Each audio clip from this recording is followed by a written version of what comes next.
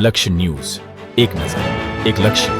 અમરેલી જિલ્લાનો 76મો પ્રજાસત્તાક દિન સાવરકુંડલામાં ભવ્ય ઉજવણી.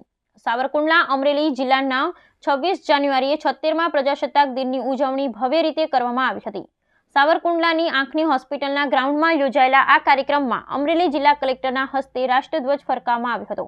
ત્યારબાદ રાષ્ટ્રગાન સાથે સૌએ દેશભક્તિનો ઉત્સાહ વ્યક્ત કર્યો હતો. તેમજ અમરેલી પોલીસ દ્વારા આકર્ષક પરેડનું આયોજન કરવામાં આવ્યું હતું. ત્યારબાદ વિવિધ સરકારી કચેરીઓ દ્વારા ફ્લડ પ્રદર્શન અને જાગૃતિ કેમ્પનું આયોજન કરવામાં આવ્યું હતું.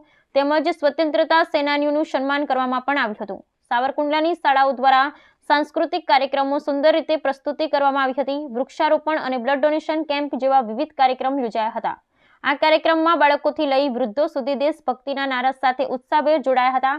તમામ સરકારી કર્મચારીઓ, ધારાસભ્યો, પોલીસ, ડોક્ટરો, વકીલો, પત્રકારો અને અન્ય મહાનુભાવોની ઉપસ્થિતિમાં આ કાર્યક્રમને ભવ્ય રીતે ઉજવવામાં આવ્યો હતો. બ્યુરો રિપોર્ટ સંજય વાઘેલા સાથે યોગેશ ઉંડકટ, સાવરકુંડલા, અમરેલી. રાષ્ટ્રીય પર્વ પ્રજાસત્તાક દિવસની સૌ કોઈને શુભકામનાઓ આપું છું.